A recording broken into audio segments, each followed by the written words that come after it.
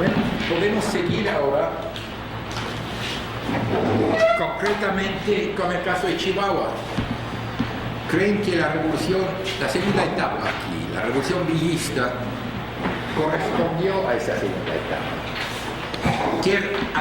¿Qué clase de coalición o qué clase social respondería Villa a esa segunda etapa que vemos en otras partes, en otras regiones, en otras revoluciones?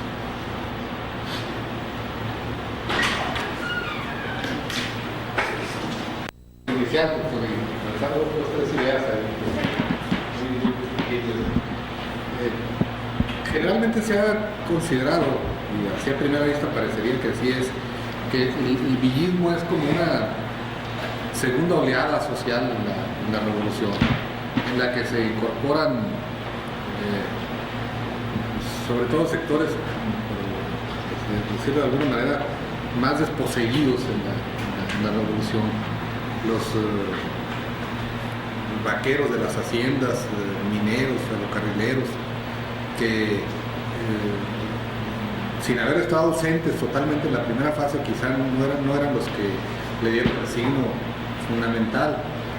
Esto parecería que sí es claro, incluso por los nombres y los cuadros medios villistas y todo lo demás, pero yo tendría mis dudas, como también con el caso del zapatismo sobre la tesis de Goma, yo tendría mis dudas porque también junto con esa segunda oleada yo encuentro una continuidad de la primera también del villismo. También están los mismos pequeños comerciantes, los arrieros, las gentes que quizá le dieron más el signo a la fase maderista, están también ahí en el villismo, ¿no? Entonces, yo vería como una especie de continuidad en un nuevo plano de la revolución al villismo, ¿no? No encontraría pues una ruptura o un cambio de Bosnia ahí, una bisagra, ¿no? que nos dijera es otra revolución. Yo he sostenido en algunas ocasiones que el mismo impulso revolucionario del 1910, con matices en los protagonistas, pero es el mismo impulso revolucionario del 12 y el mismo impulso revolucionario de 1913, con los inicios de la organización de la División del Norte y desde luego con la gran división del norte del 14, ¿no? Pues son algunas ideas. Yo en resumidas cuentas, pues, sí encontrando elementos nuevos en ese sentido, que se amplió mucho más la base social de la revolución de la que tenía en el 10, pero también creo que es una continuidad, pues, que es un continuum revolucionario, pues, que se inicia en Chihuahua, que a su vez viene de más atrás, pues, pero para ponerle un inicio, ¿no? que comienza pues con la gran revolución del 10, y que va cubriendo diversas fases, pero son las mismas líneas históricas que están presentes ahí, ¿no? Y nomás para concluir, en ese sentido yo no encontraría, pues, quitando las disputas personales, las disputas de protagonistas, yo no encontraría en las fuerzas sociales, en la motriz de la revolución, yo no encontraría cambio, ¿no? Creo que son las mismas fuerzas que vienen incluso desde el siglo anterior y que se prolongan durante toda la fase del 10.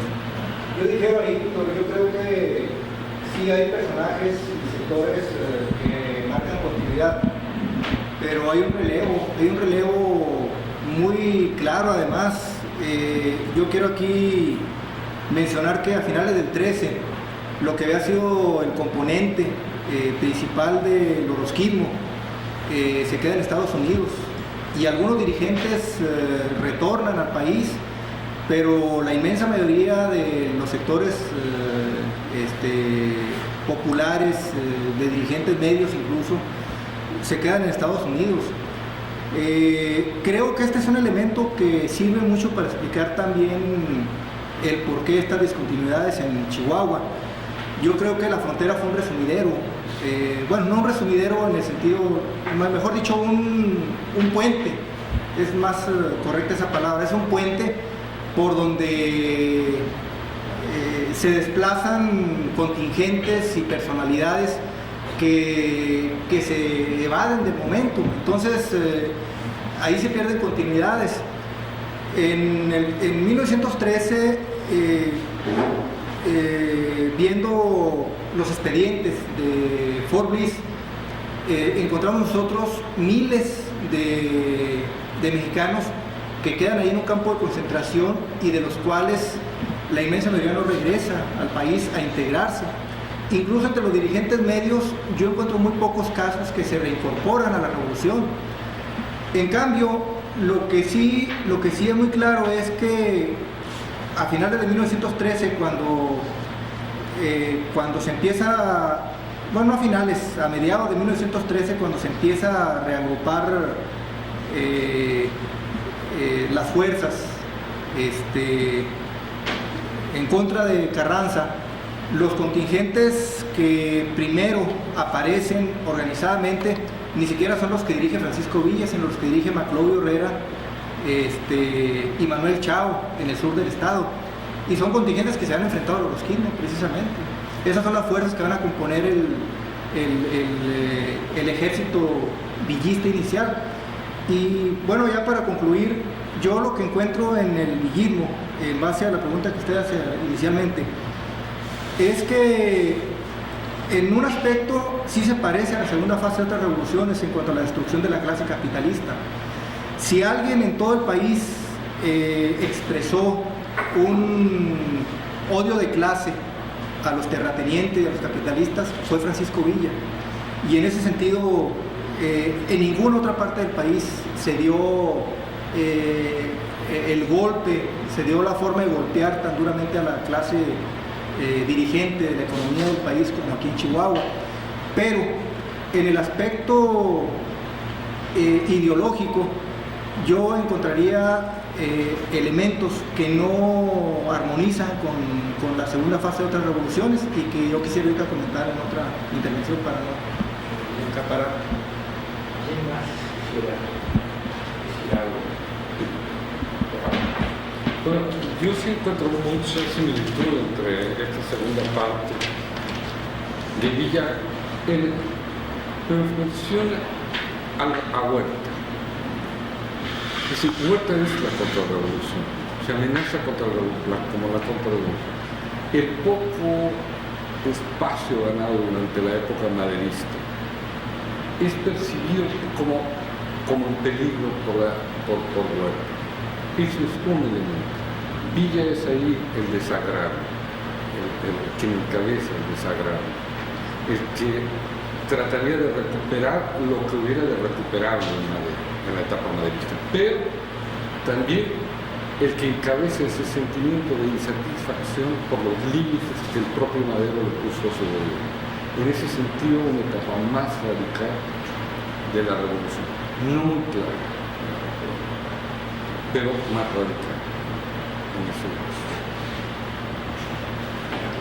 Comentarios, si alguien más quiere comentar sobre esto, yo quisiera plantear algunas preguntas de nuevo y hacer algunos comentarios. El doctor Orozco habló de una continuidad entre las revoluciones del 10, 12 y 13. Yo creo que hubo una continuidad muy clara entre la revolución del 10 y la de Villa, aunque tengo dudas en cuanto a la revolución del 12. Es decir, la revolución maderista en Chihuahua básicamente era una coalición de la clase media del Estado con grupos agrarios. Esta coalición creo que se rompió en parte durante la época orozquista, porque una parte de la clase media siguió siendo maderista, había grupos campesinos que siguieron siendo maderistas, y Villa es el que restableció la unidad de 1910. Lo interesante, y aquí tendremos que ver el elemento personal, cómo le fue posible a un ex forajido semi-analfabeta encabezar un movimiento en el que participaron no solo clases populares, sino también grupos de clase media. Era una nueva que cambió con relación digamos, entre esos grupos, entre su actuación en 11 y su actuación en 1913 y 14. Era la misma coalición, pero bajo condiciones diferentes. ¿Por qué aceptaron a Villa? ¿Y qué diferencias creen que hubo en la composición de la coalición, de grupos, de clases, de personalidades que hubo en 13 y 14 en comparación con lo que hubo en 10 y 11? ¿Ven la misma combinación? ¿Ven una diferencia?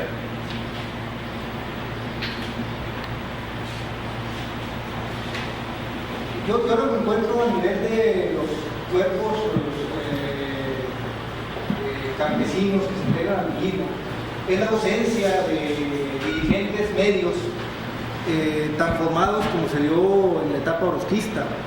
Lo que yo encuentro es que los personajes como Eleodoro Olea, como Luis García, como José de la Luz Blanco, como José de la Luz Soto, como todos los que son destacados dirigentes medios en el orozquismo, no aparecen como destacados ideológicamente en el villismo.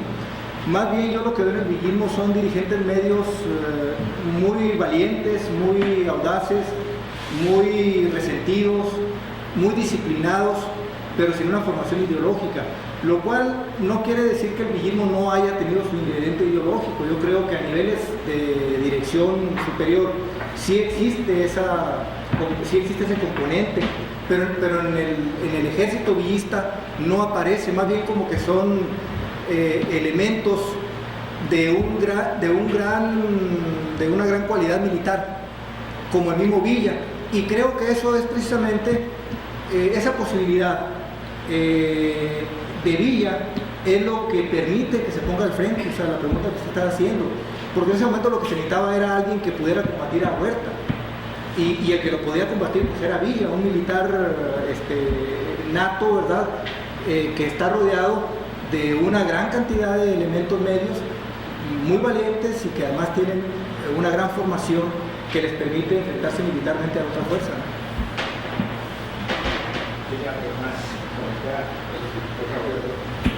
Permítame sostener la idea. Yo, quizá porque, bueno, yo siempre tengo la tendencia a acudir más al estudio de las fuerzas sociales, de los movimientos sociales, de las bases sociales, antes que a los nombres en los que se encarnan estos movimientos. Quizá por eso encuentre más estos elementos de continuidad.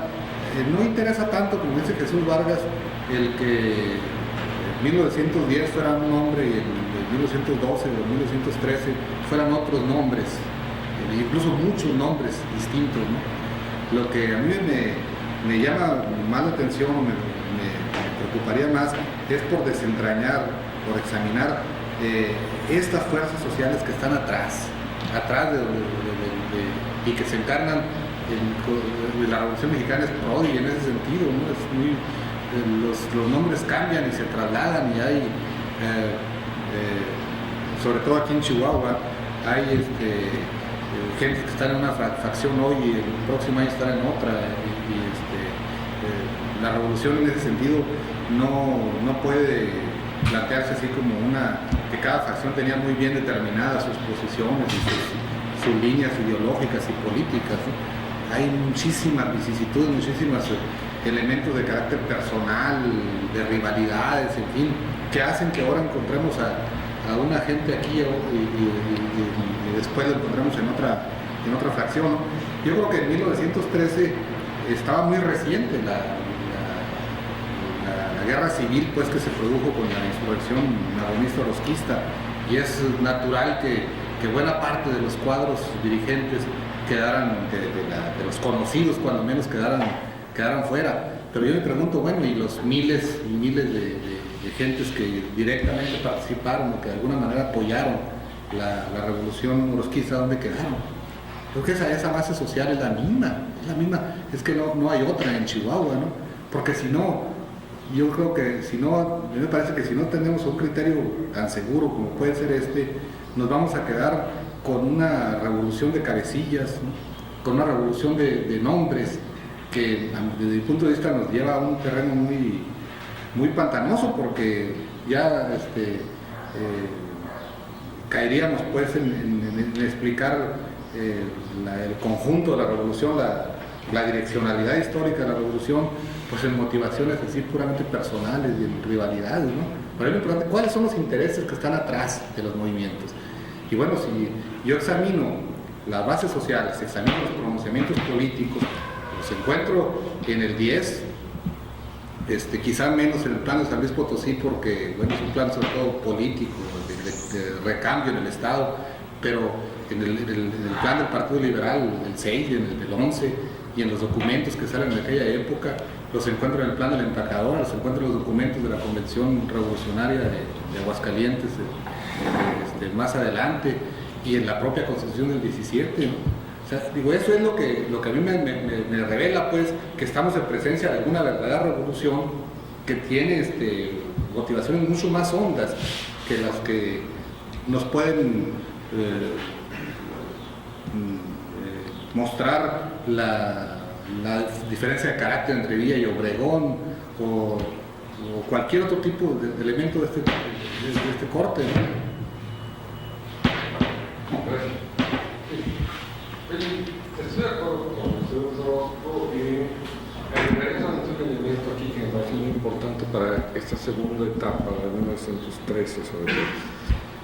Y es que en el ejército villista ya no van a estar solamente los revolucionarios del 10, es la entrada de los viejos porfiristas que se suman a la revolución.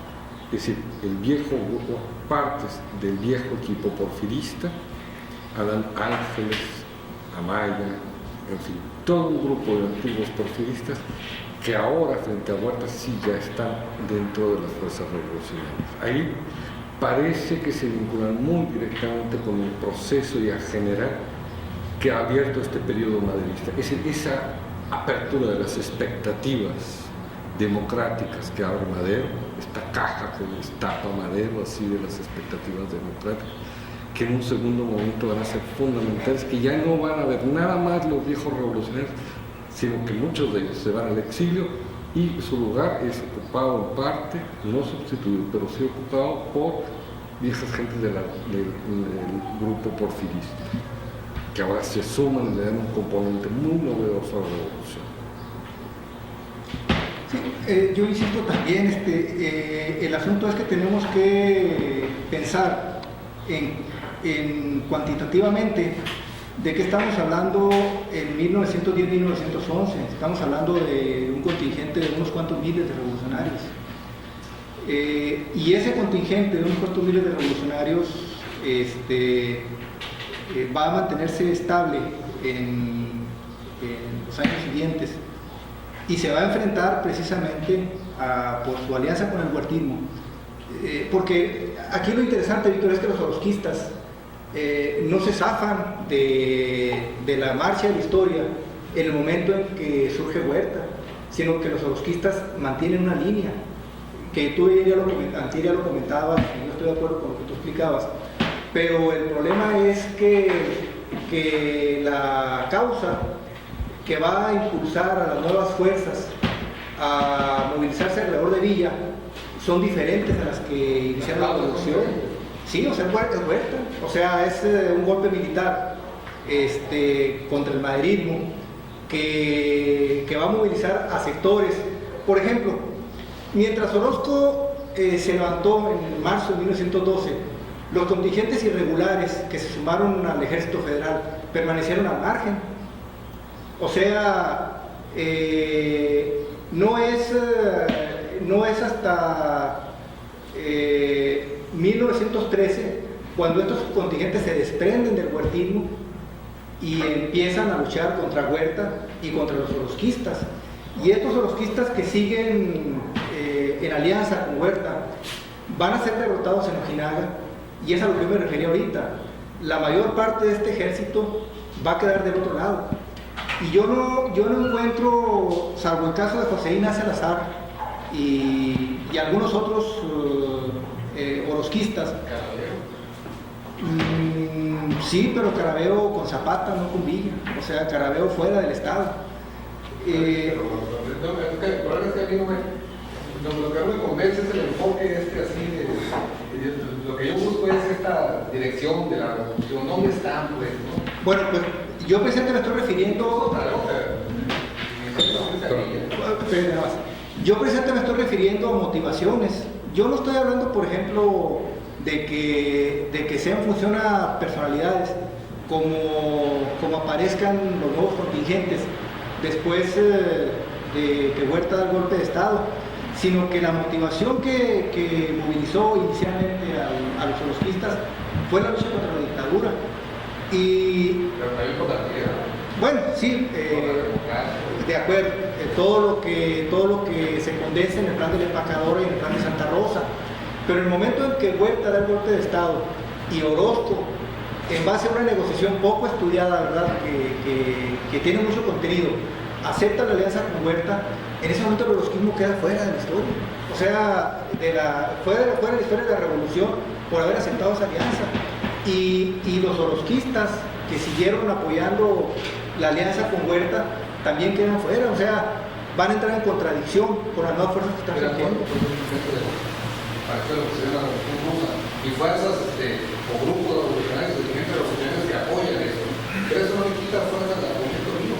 Porque eso, lo que yo estoy sosteniendo es que la base social, que el impulso que movió a los revolucionarios el 10, y no importa que fueran muy pocos, para mí viene desde Tomoshi, que era una cosita así chiquitita, ¿no?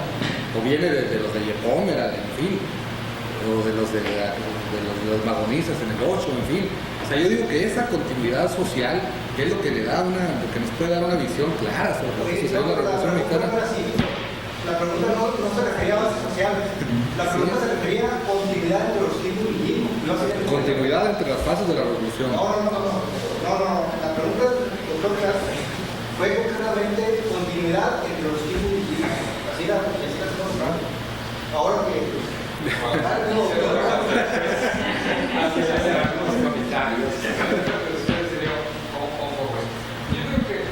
Es la misma. Es la misma porque el sentimiento de reivindicación, el sentimiento de utopía es el mismo. Pero no es el mismo entre la revolución de la del 10 o la del 13 en el sentido de que la preeminencia ha cambiado. En el 13 ya no hay ni el regreso a la Constitución del 17 como punto número 1, ni el derrocamiento a la dictadura. Las preeminencias en ese momento ya son otras, son en términos de luchas sociales muy diferentes, pero que en el fondo son el mismo deseo del sentimiento de justicia. Pero, ojo, el nivel de las preeminencias, el nivel de los aspectos fundamentales, ha invertido. Algunas han desaparecido, la utopía del regreso al 57 o el derrocamiento de la dictadura pasó a la historia, pero queda pendiente la justicia sobre la tierra y lo otro. Ahí hay una continuidad, en lo otro no.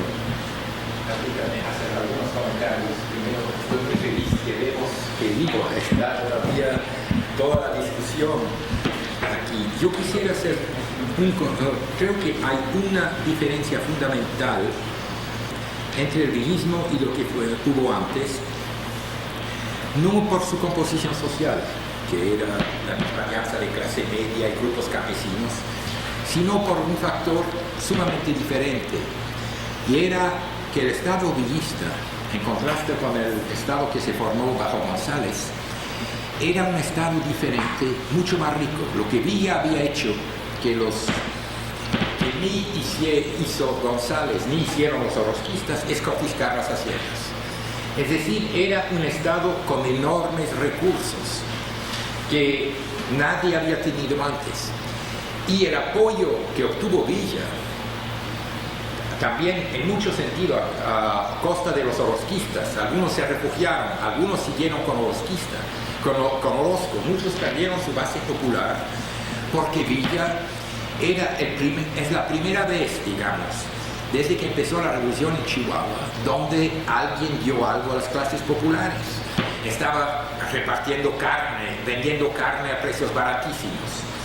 La gente sin empleo obtenía comida de parte de la División del Norte. Había un reparto, por lo menos en los primeros meses, un reparto de la enorme riqueza de las haciendas confiscadas, que sí permitió a Villa ampliar su base social. Y, por ejemplo, sigue el problema de la clase media. La clase media bajo González había obtenido la democracia y la dirección en muchos lugares, en los pueblos. Cuando hubo elecciones, muchas veces era la clase media que ganaba. Villa suprimió esa democracia, permitió a los antiguos grupos elegidos bajo Madero mantenerse en el poder, pero no hubo nuevas elecciones. Y aún dentro de los pueblos había un decreto muy importante de Villa de que el jefe de armas tenía la autoridad suprema sobre los presidentes municipales electos. El jefe de armas frecuentemente provenía de capas populares, en tanto que el hombre electo provenía de la antigua clase media. Ese aspecto del villismo, es decir, había una pérdida de influencia política para la clase media, compensada por, al principio del villismo, un beneficio que también la clase media tenía de la tremenda riqueza que tenía el Estado villista por haber confiscado las haciendas de las grandes familias. Creo que esto explica un aspecto. El segundo, que en ese sentido transforma al villismo en algo muy diferente, era que gracias a la riqueza de las haciendas confiscadas, Villa pudo crear un ejército profesional. La División del Norte, en contraste con el ejército maderista, primero era mucho mayor. Se pagaban haberes regularmente. Se daba ayuda a las familias, a las viudas, a los niños, a los hijos de los revolucionarios. Y la creación de un ejército profesional, ya la transformación de un ejército, digamos, no pagado, aunque Madero trató de darles haberes, pero no fue lo mismo que los haberes regulares que Villa pudo darle a su ejército, gracias a la riqueza que obtuvo de las haciendas confiscadas. Creo que crearon una nueva realidad social. Una realidad social de grupos de gente pobre que por primera vez beneficiaban de la ayuda del Estado, y una realidad social. La segunda nueva realidad social era que los hacendados estaban fuera, como Jesús Vargas insistió. La tercera era que había un ejército profesional que antes no existía, pero los grupos sociales que apoyaron la Revolución del 13 eran similares a los de 1910. Villa, en ese sentido, creo, era lo último que mucha gente, viendo a la violencia de Villa, hubiera podido suponer, era que era un hombre de consenso. Trató de restablecer el consenso entre las clases populares y la clase media.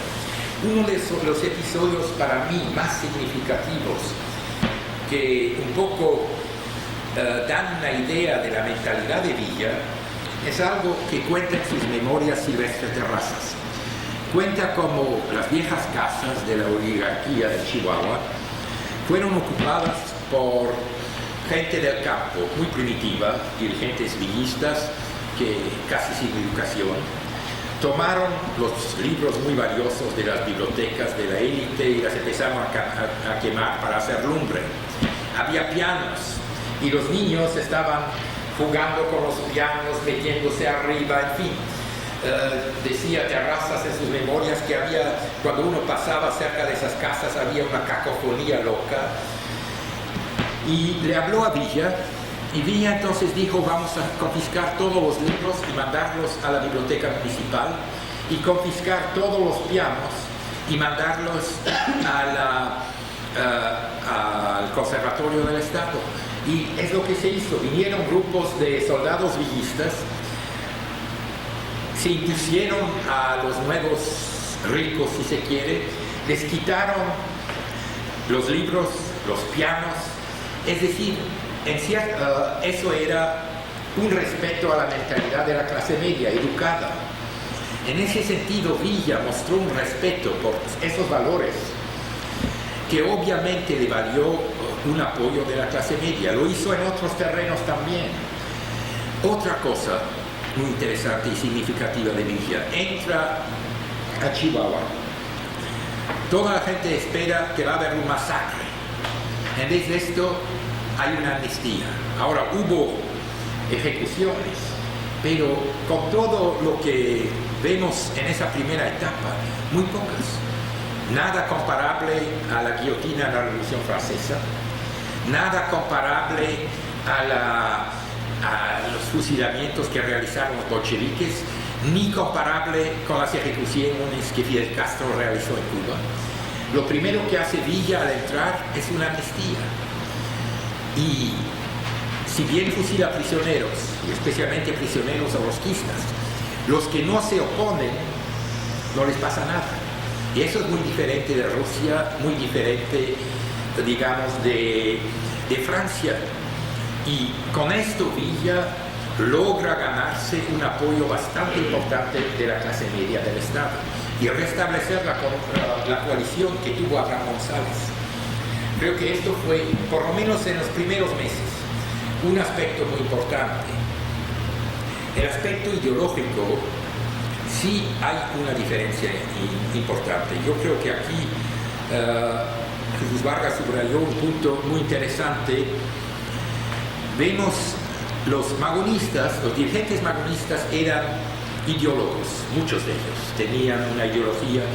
Vemos entre los dirigentes villistas muy pocos ideólogos, digamos los dirigentes populares, Calixto Contreras, Toribio Ortega, Severiano Ceniceros, para mencionar solo algunos, no eran ideólogos. La ideología provenía de hombres menos radicales que Villa, Silvestre Terrazas y Ángeles. No estaría de acuerdo en calificar a Ángeles de porfirista. Él rompe enseguida con Huerta. La ideología de Ángeles no era porfirista, era maderista. Él tenía la misma ideología que Madero, había que tener democracia, pero la transformación social, a pesar de tener el aspectos socialistas, debía hacerse lentamente, sin confiscaciones. Así que yo lo calificaría de maderista, pero no de porfirista en ese sentido. Así que yo creo que la gran diferencia es que tenemos un fortalecimiento de un Estado basado en enormes riquezas que Villa confiscó y en la expropiación de la antigua clase dominante mexicana, no extranjera. Es decir, una gran parte de la antigua oligarquía, todos los que no eran mexicanos, se quedaron. En ese sentido, Villa era diferente, por ejemplo, de los revolucionarios rusos que confiscaron todas las propiedades extranjeras. Villa, hasta 1915, nunca tocó las propiedades norteamericanas. Las únicas propiedades extranjeras que Villa tocó eran las españolas. Y si se puede hablar de propiedades de los chinos. Pero los capitalistas ingleses, franceses, alemanes y americanos quedaron sin expropiar. Pero creo que esa es la gran diferencia. Nada más una pregunta rápida. No solamente eso, sino que Villa se convierte en protector de los intereses extranjeros. Creo que me expresé mal. Cuando hablaba de los que quienes habían participado en un primer momento como parte del ejército porfirista y que se incorporaban después a Villa. Pero en ningún caso pensar que tenían una ideología porfirista. Habían estado por diferentes razones, por haber creído, etc. Y me parece que inclusive Ángeles era mucho más radical que Madero en cuanto a las ideas democráticas. Era un poco más democrático, pero nunca pensar que Ángeles fuera un porfirista o algo así. Una pregunta en ese sentido de porfiridad. Yo he tratado de mostrar las continuidades, pero hay una diferencia profunda entre Villa y Zapata. Zapata divide la tierra, Villa no lo hace. ¿Por qué creen ustedes? ¿A qué atribuyen este hecho? Esa diferencia fundamental.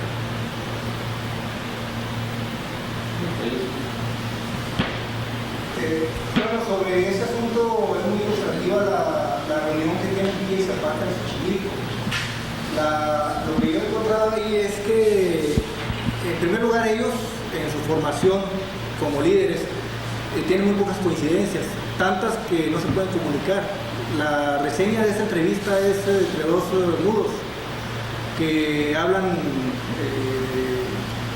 escasamente, pero ¿mande?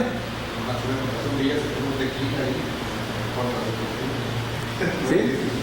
Pero ya en cuanto a la situación de proyecto, bueno, la historia de la propiedad en Chihuahua es muy diferente a la historia de la propiedad de Morelos. Los anhelos de los revolucionarios chihuahuenses eran diferentes porque la composición social no correspondía a la misma que andaba en Morelos. Si aquí en Chihuahua hubieran participado los rarámuris en la revolución como fuerza protagonista principal, hubieran coincidido mucho con Zapata, porque las demandas de los zapatistas se enfocaban básicamente a la propiedad indígena o a la tradición de la propiedad indígena. Sin embargo, aquí más bien la ideología de los revolucionarios chihuahuenses estaba muy identificada con la ideología de los rancheros, que tenían una propiedad en donde podían hacer de todo, y eso pues marcaba una gran diferencia. Yo he sugerido en alguna ocasión que el planteamiento agrario de Villa estaba muy ubicado en la tradición de la vieja mentalidad española de colonización de grandes extensiones del territorio. Concretamente, las colonias que Villa se imaginaba y que le comunicó a John Reed eran las mismas colonias que Teodoro de Croa propuso para formar la frontera esta con los apaches o con los indios bárbaros. Entonces, hay una tradición en cuanto a la propiedad muy diferente en Chihuahua y en Morelos. Y por otra parte, el componente social que participa en la revolución aquí en Chihuahua no necesariamente se lanzó a la revolución nada más por el problema de la tierra, ¿no?, sino hubo otras motivaciones. En cambio, en Morelos parece ser que sí era fundamentalmente el problema de la tierra, ¿no?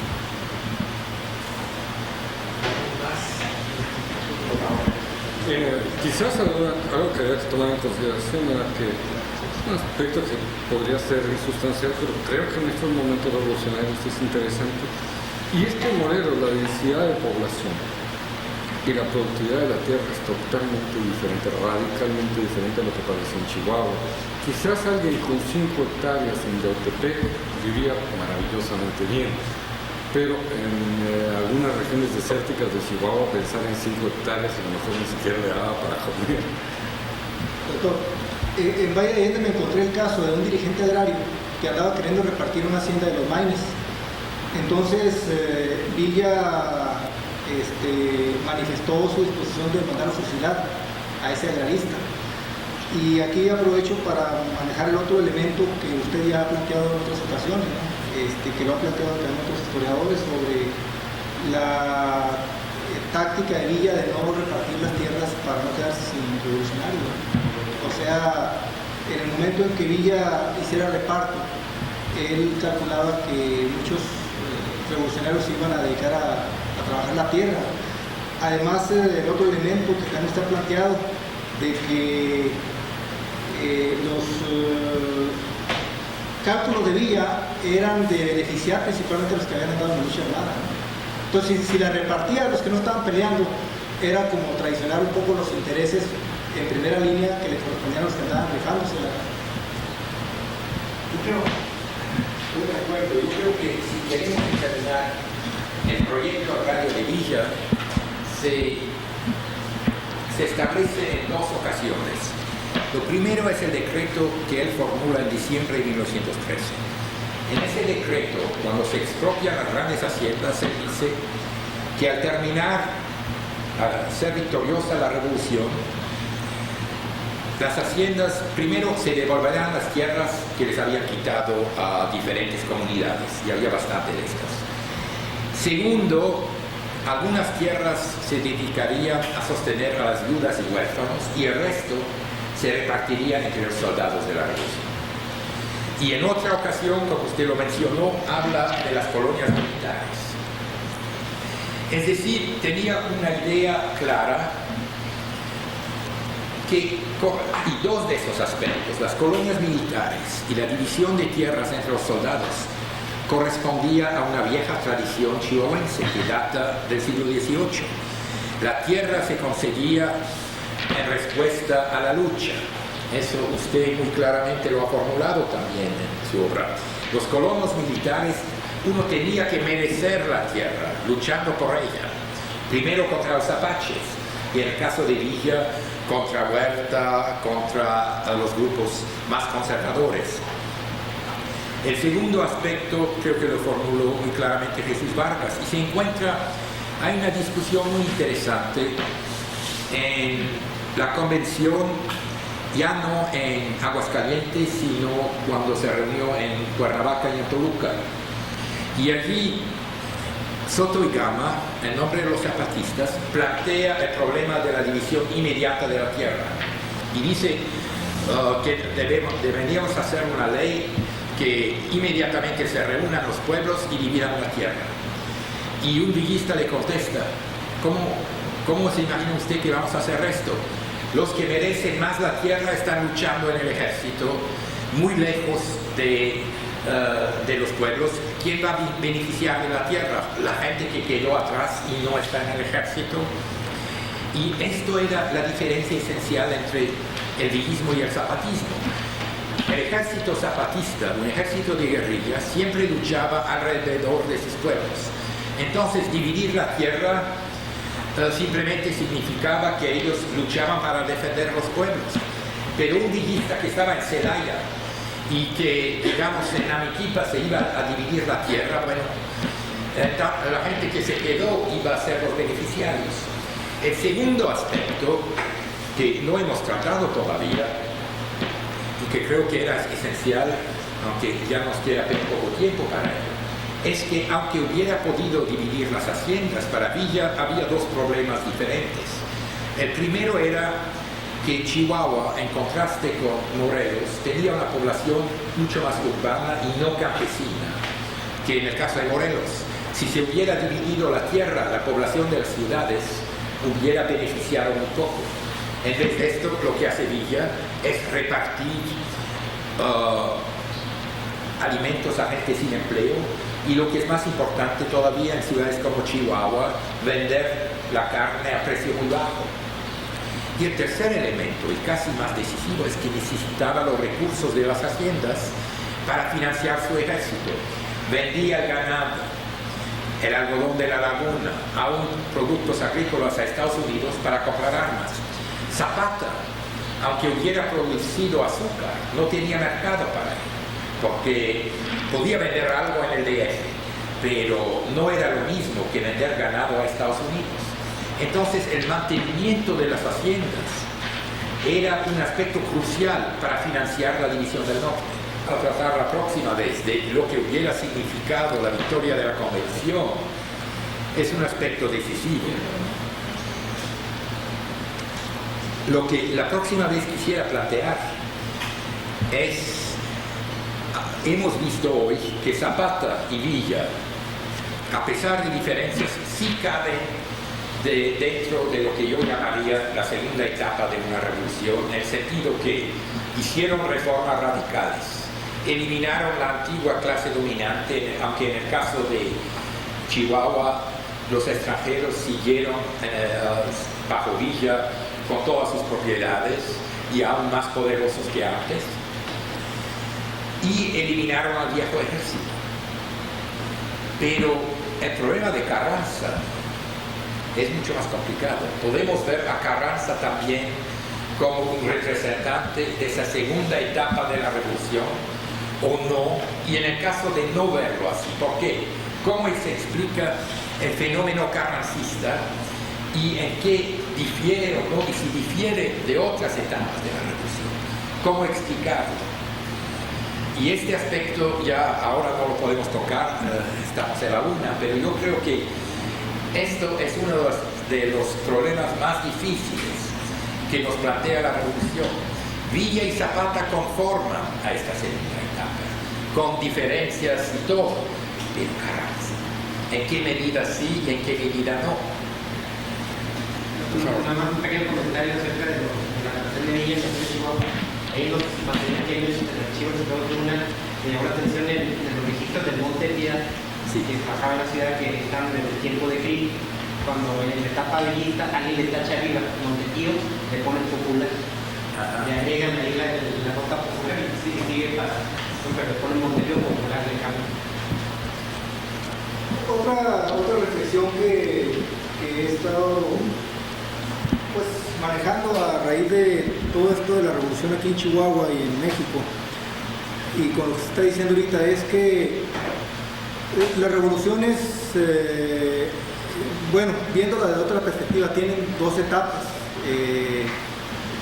Fundamentalmente una etapa de radicalismo en ascenso y otra etapa en que ese radicalismo va descendiendo. Y al final, cuando ese radicalismo y esa energía popular se va perdiendo,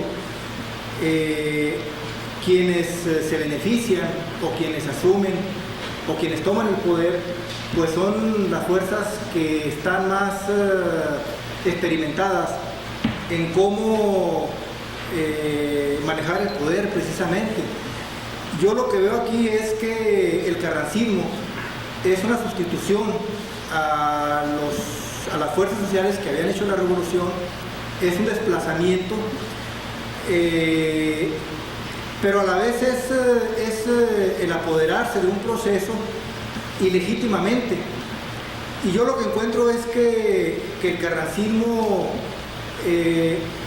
su proyecto constitucionalista, el involucrar a magonistas, el involucrar a zapatistas, fue una manera precisamente de hacerse, de tomar genuinidad pues con esa revolución que no le correspondía.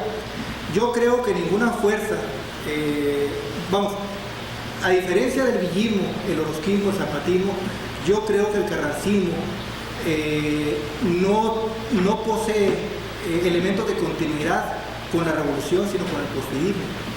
Y su intolerancia hacia Villa, su intolerancia hacia otros sectores sociales que sí fueron protagonistas de la revolución, yo creo que expresa precisamente esa carencia de identidad con la revolución. Yo creo que Carranza es fundamentalmente un usurpador de la revolución, y las fuerzas que acompañan a Carranza creo que coinciden en esto, lo cual de ninguna manera quiere decir que yo considere a Carranza un elemento como le dijera, tonto o entreguista o sin cualidades. Yo creo que Carranza tiene muchas cualidades, pero esa es una cosa, y la otra cosa es que él representa una continuidad con la revolución. Carranza se hace grande en el momento en que Huerta da el golpe de Estado y él aprovecha una circunstancia. Yo soy de los que piensa que si Huerta no ha dado el golpe contra Madero, permitiéndome esa suposición, yo soy de los que piensa que Carranza se hubiera aliado a Bernardo Reyes, y el que hubiera peleado contra Madero hubiera sido Carranza y Bernardo Reyes. Las figuras de la Revolución Francesa, ¿quién se parecería a Carranza? Porque bueno, la Revolución Francesa de alguna manera sirve como modelo universal. Bueno, ¿Quién podría...? estoy muy feliz que la discusión sobre Carranza esté ya cobrando, digamos, fuerza, aunque no hemos empezado con eso. Me parece... No, yo bueno, viendo toda esta discusión, me atrevería a plantear una pregunta para la sesión. ¿Podemos considerar realmente a Carranza como un revolucionario? ¿Sí o no? Yo plantearía esa pregunta. Disculpe, ¿usted había pedido la palabra antes? Sí. Mire, doctor, nosotros en la Universidad Autónoma de Zacatecas, con 22 años trabajando sobre este aspecto, nos preocupa y no tenemos ninguna pregunta. Simplemente es una pequeña intervención. Nos preocupa que después de Adolfo Gili, de Córdoba, algo faltaba en la historia. Y eso fue con la Guerra Secreta. Llenamos parte, pero todavía hay algo que nos preocupa, nos sigue preocupando. No tenemos ninguna duda, creo que así lo comparten mis compañeros profesores en la universidad, del análisis histórico que se hace con respecto a Villa, Zapata. Pero, caray, hay muchas cosas que se pueden comentar. Yo creo que estamos para eso, estamos aquí para eso. No es bueno ni es malo Zapata ni Villa. Nosotros venimos de una escuela donde son los movimientos sociales, donde interpretamos eso y tratamos de llevarlo a cabo con nuestros alumnos, que a lo mejor es cuestión de polemizar. Lo que lleva a cabo la historia no son los personajes. Cuando salió el libro de la Guerra Secreta, nos preocupó mucho, lo tengo que confesar. Estuvimos trabajando mucho sobre Madero y hoy sobre Carranza, caray, es más preocupación. Quiere decir todo esto que no hemos terminado, sino apenas empezamos. Eso es todo. Creo que ha dado un muy buen impulso a la discusión. Aquí todos. Usted quería decir algo. Por favor. Bueno, continuando con esto sobre Carranza. Yo creería más bien que Carranza se alza contra el poder constituido, y lo que pasa es que cuando va en la puerta de su hacienda con el ejército, cuando va saliendo casi, está totalmente ya preparado para la lucha, se da cuenta que contra quien iba a alzarse ha sido derrotado por Huerta, y ahora lo que hace es encabezar el movimiento contra Huerta. Yo creo que Carranza se iba a lanzar contra Madero, y que eso explica la rapidez del movimiento carrancista y muchas de las ventajas que tiene. Bueno, creo que yo podría ahora, y podríamos discutir 2 horas más, pero quisiera hacerlo la próxima vez con esta introducción ya acerca del carrancismo, porque finalmente es Carranza el que gana, y es el movimiento de Carranza que va a determinar en muchos sentidos el cauce de la revolución. Y entonces tratar de explicar por qué surge este movimiento, que a primera vista sí es muy difícil de explicar. ¿Qué poder tenía Carranza? Viéndolo, digamos, como hombre, le faltan todos los requisitos que uno a primera vista ve en líderes revolucionarios. No era jefe militar como Villa, no era jefe popular como Zapata, no era un político carismático como Madero, no era un ideólogo como Lenin. ¿Cómo explicar el papel que Carranza y los carrancistas jugaron? ¿Y jugó verdaderamente un papel tan fuerte Carranza? ¿O había otras fuerzas? Porque por una parte asume la dirección de la revolución en 1913, se mantiene 7 años en el poder, pero cuando el ejército se alza contra él, desaparece, como si no tuviera ninguna fuerza. ¿Y qué explica el papel de un hombre así y de a quiénes representaba el carrancismo?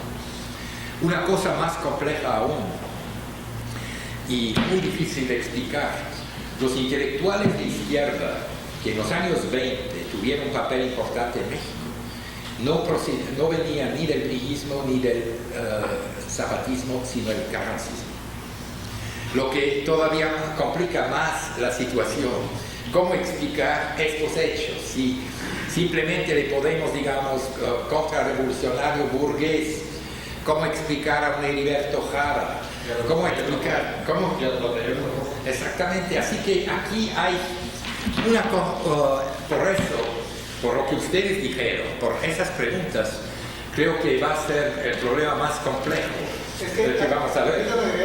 Porque hay una situación que se genera de forma natural en las masas en los años 16 en adelante. Aquí en Chihuahua es una parte poco estudiada, pero en zonas como Parral, por ejemplo, empiezan a surgir con gran fuerza los grupos pacifistas, porque el pueblo está fastidiado de la inestabilidad y del desorden. Y yo creo que lo que el carrancismo va a aprovechar a nivel nacional es en buena parte ese sentimiento de regresar al orden y de acabar con la inestabilidad que se ha producido a lo largo de 6 años, para 1916.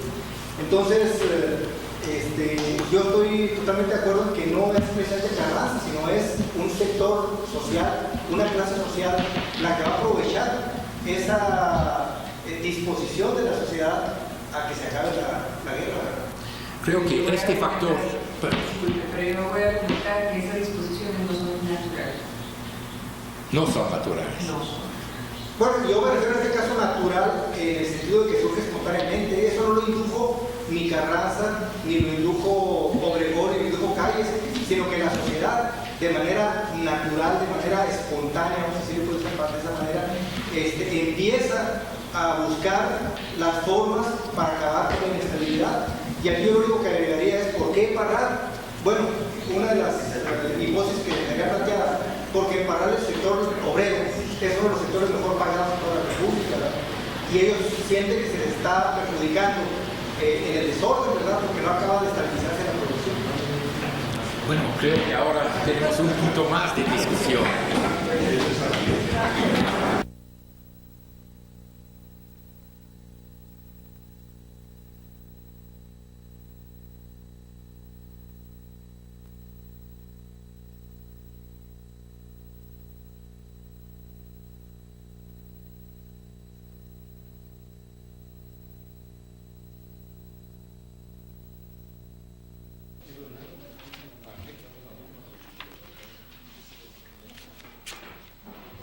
¿Usted va a estar todavía la noche en el hotel?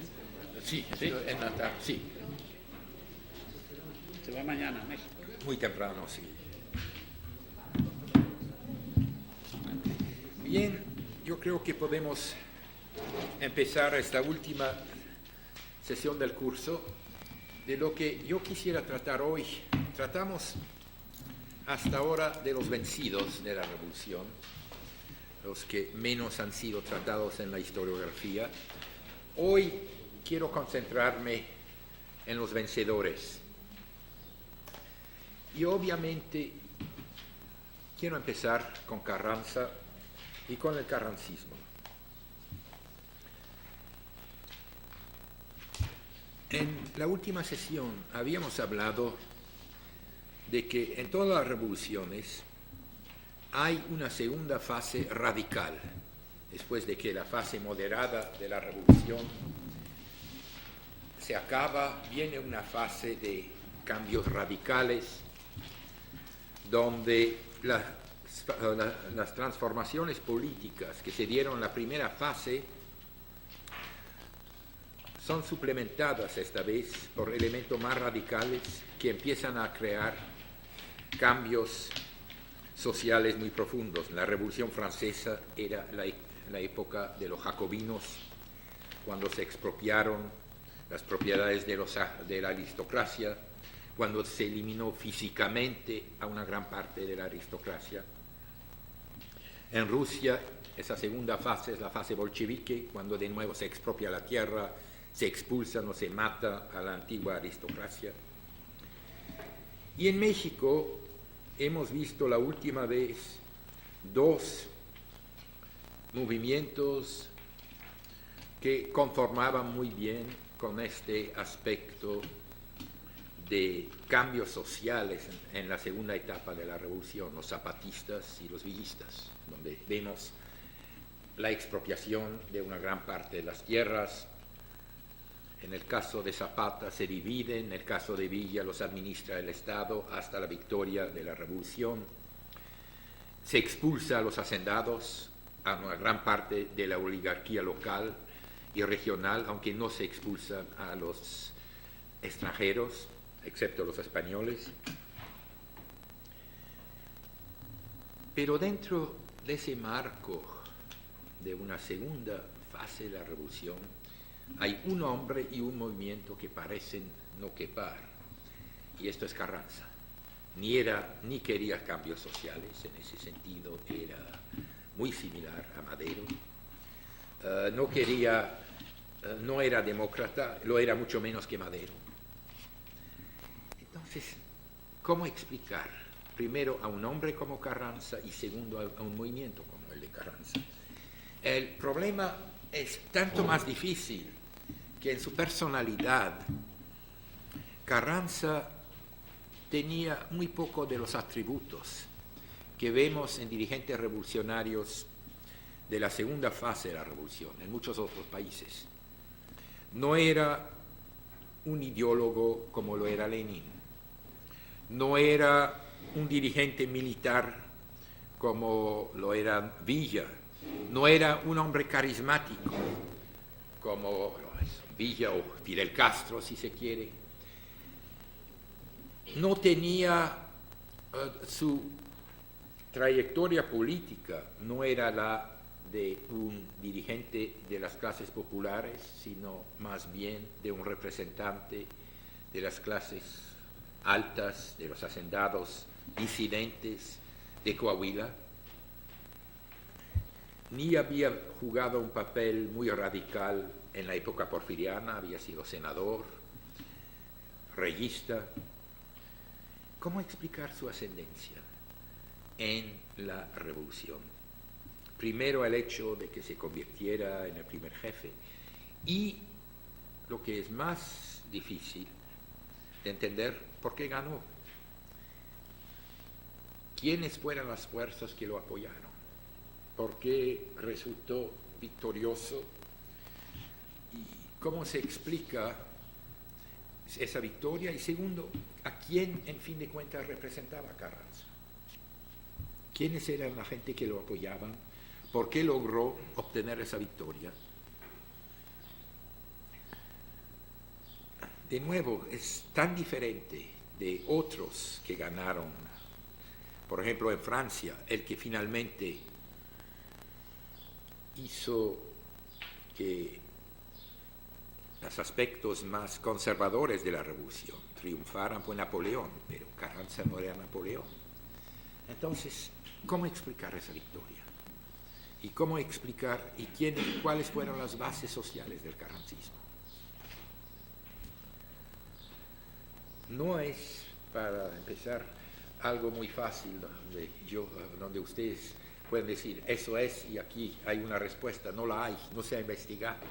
Yo creo que a pesar de que, o posiblemente por qué el carrancismo fue durante mucho tiempo ideología oficial, sabemos relativamente poco de lo que era realmente el carrancismo, de quiénes lo apoyaban, por qué lo apoyaron. Y quisiera dejar esa primera pregunta para la discusión. Por favor. Pues yo diré más, para empezar, ¿verdad? Pues a mí se me hace un problema muy difícil de entender una figura como Carranza. Pero yo diría, en primer lugar, su origen social tiene mucho que ver. Él es hacendado, viene de una familia de hacendados y se apoyan hacendados de Coahuila.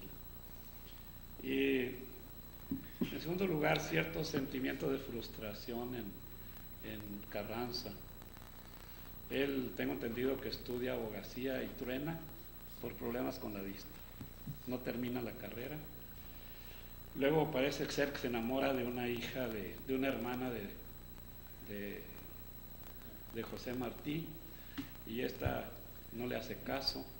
Entonces una persona que abandona la carrera y que tiene un amorío frustrado no debe haber sido muy simpático, ¿verdad? Sí, sí. O sea, había... Sí, bueno, para empezar. Y segundo, no os quiero aportar, recordarles, seguro ya lo saben, ¿verdad?, que Carranza trae una larga trayectoria durante el porfiriato. Ese señor fue todo, o sea, es un grillo a la alta escuela, sabe mover la política, ¿sí? Fue presidente municipal, fue diputado, fue senador, fue gobernador, y hasta dice que anduvo metido ahí una grilla para tirar al gobernador, más o menos en 1890 y tantos. O sea, él sabía hacer la política, era grillo de alta escuela, y quería el poder.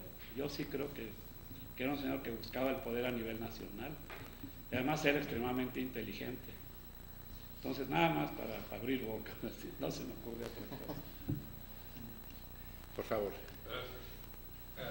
Creo que una de las cosas que más intriga es la personalidad propia de Carranza. ¿Qué hay en la personalidad propia de Carranza que le ayuda a ser un protagonista tan importante en este momento? Hay una pequeñita cita, si me permite leerla, de Blasco Ibáñez, en la entrevista que tiene con Carranza. Y cuando tiene que reflejar lo que la entrevista dice de Carranza, dice: es un hombre acostumbrado a la política de un país donde el disimulo resulta una de las mejores virtudes. No es fácil conocer su pensamiento verdadero. Baste decir que don Venustiano, cuando recibe una visita, lo primero que hace instintivamente es colocar su sillón de espaldas a la ventana más próxima. Así queda en la penumbra y su cuerpo no es más que una silueta negra en la que apenas se enmarca el rostro como una vaga mancha blanca. Él, en cambio, puede examinar a su gusto el rostro del visitante, que permanece en plena luz frente a la ventana. Además, si algo atrae su atención poderosamente, mira por encima de sus anteojillos azulados. Esto hizo sospechar a Pancho Villa que don Venustiano tiene muy buena vista y no necesita de anteojos, y si lo lleva es para ocultar mejor el pensamiento con su mirada. La entrevista, bueno, es un poco larga, en fin. Para Blasco Ibáñez era el tipo hombre de la tenebra, la traición, etc. Esto podría ser muy congruente con lo que la mayoría de sus coterráneos piensan de él acerca de su relación con Madero. Creo que no hay uno, no sé, usted me corregirá, que no esté seguro o casi seguro de que Carranza estaba listo para levantarse en armas contra Madero. El más feroz de ellos, Alfonso Junco, en el libro de Carranza y los orígenes de esa rebelión, dice que tuvo una entrevista con el viejo periodista Martínez, que se firmaba como Rip Rip, en la que Martínez le dice que aunque va a entrevistarse con Carranza, que le pide que esté con ellos en la inauguración de un busto de Madero, y que Carranza le dice que no va a ser tan hipócrita como fue Díaz con Juárez. Díaz conspiró siempre contra Juárez y no había festividad juarista que no estuviera en primera línea. Yo no, yo conspiré contra Madero y no voy a ir a ninguno de sus ceremonias. Está aquí la carta de Paulino Martínez en este...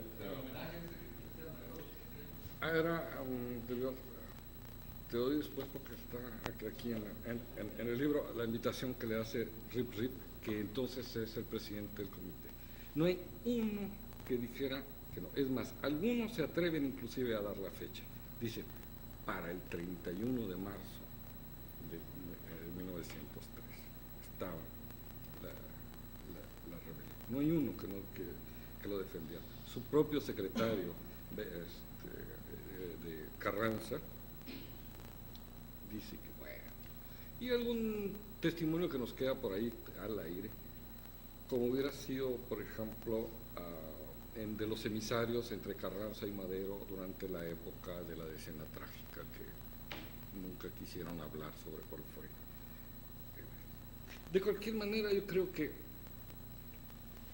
hay un momento de la revolución en el que la figura de Carranza se agiganta por el fracaso de los otros, más bien. Y es el fracaso de la Convención de Aguascalientes, la de 1914, la que le va a dar la alternativa a Carranza. Casi le cae en la mano, apoyado sobre todo por dos de sus mejores, por su mejor general, que en este caso es Obregón. Lo único que podía explicar a la figura de Carranza es su viejo maderismo, el hecho de haber estado en la primera línea en las primeras batallas, el hecho que por un accidente de tiempo estuviera preparado para levantarse contra Madero, pero que el destino hizo que finalmente fuera contra Huerta, y finalmente el papel de los norteamericanos, sobre todo del cónsul Silliman, que parece que tiene muy buenas referencias para por los norteamericanos acerca en unas cartas sobre Carranza y muy malas en términos de no permitirle a Huerta movimiento de armas y sí permitírselas a Carranza. Eso y sobre todo el fracaso, básicamente el fracaso de la Convención de Aguascalientes es lo que explicaría el paso de la historia de Carranza. Nada más agregar acá lo que recordé, por lo que está diciendo el compañero. Una de las cosas que más me ha intrigado de Carranza fue lo que a final de cuentas es un antimaderismo muy abierto. Él va a reprimir todo lo que era la memoria de Madero. Y se refiere a que después de la toma de Ciudad Juárez, aquí en esta ciudad, cuando Madero se reúne con todos los políticos que lo rodean aquí en la casa de adobe, se encontraba hacia el occidente de la ciudad, y que él declara Palacio Nacional, hay una foto muy famosa donde está ahí Villa y está Gustavo Madero y todo. Pues el señor Carranza está sentado en primera fila, ni participó en ninguna batalla, ni fue militar, ni nada, y él está ahí con su bombín, muy sentado, con sus gafas que no se le ven los ojos. Y no nada más eso, me intriga muchísimo. O sea, en ese momento para mí Carranza es un oportunista, ¿verdad? Porque no peleó. Y sí, a la hora del triunfo ahí está muy sentado. Y en segundo lugar, lo más inexplicable para mí es cómo Madero le da el cargo de secretario de Guerra y Marina. Eso sí yo no entiendo nada.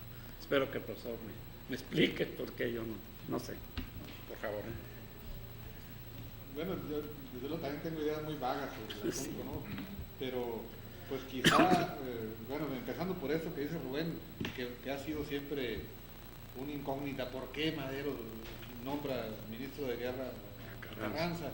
Y con la oposición y la inconformidad de los revolucionarios. ¿Cómo es que llega de... Bueno, ahí habría que descargar mucho en las relaciones viejas de los familiares y económicas y culturales, en fin, de los hacendados de Coahuila, porque al final de cuentas pues, los dos tienen la misma matriz social, tanto Madero como Carranza, y geográfica y todo lo demás. Quizá en eso influyó para que Madero se decidiera por ahí. Pero sobre la pregunta que hace el doctor Caso, bueno, ¿por qué? ¿Cuál es el que explique el liderazgo de Carranza? Quizá hay que explicarlo no por Carranza, sino por los enemigos de Carranza, ¿no? Es decir, sin Villa y sin Zapata,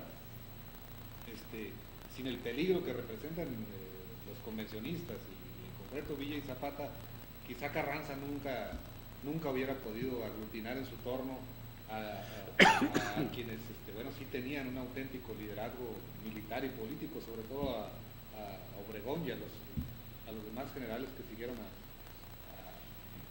Carranza.